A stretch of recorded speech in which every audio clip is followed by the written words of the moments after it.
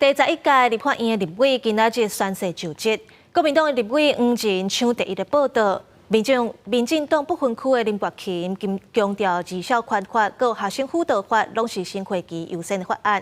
国民党市卡心是要求爱修法，加重诈骗刑责。那民众党吴春成看要推动法案，解决个人化甲少数化。第11届立法委员当选人伫早起宣誓就职，立法院也铺红地毯迎接。国民党的台中市边地原住民立委黄仁抢着头香，抑搁伫咧联防备榜顶头签名，院方是赶紧甲伊撤掉，因过希望会当看会出份量。非常抱歉，无心插柳了哈。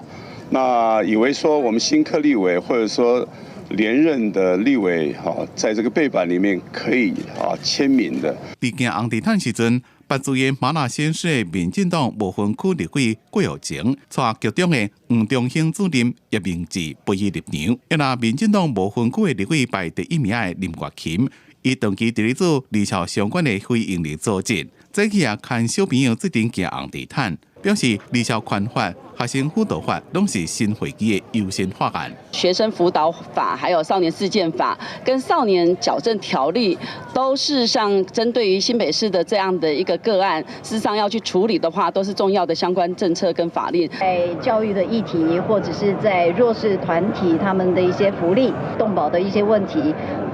以及文化产业的问题，这些都会是在我任内当中第一首要的会努力的一些方向。因那国民党的立委当选人徐嘉欣，伊目标是要入外交国防委员会，关心两岸议题，也强调怎么诈骗正严重。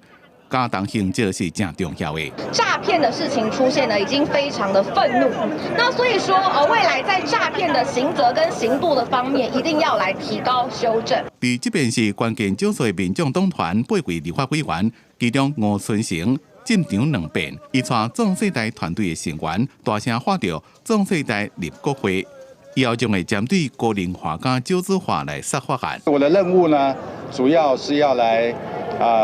提出对于高龄化少子化的一些解决方案跟法案的推动吴春成强调，民众党一定会坚持家己的独立自主性，将结纳力恶斗。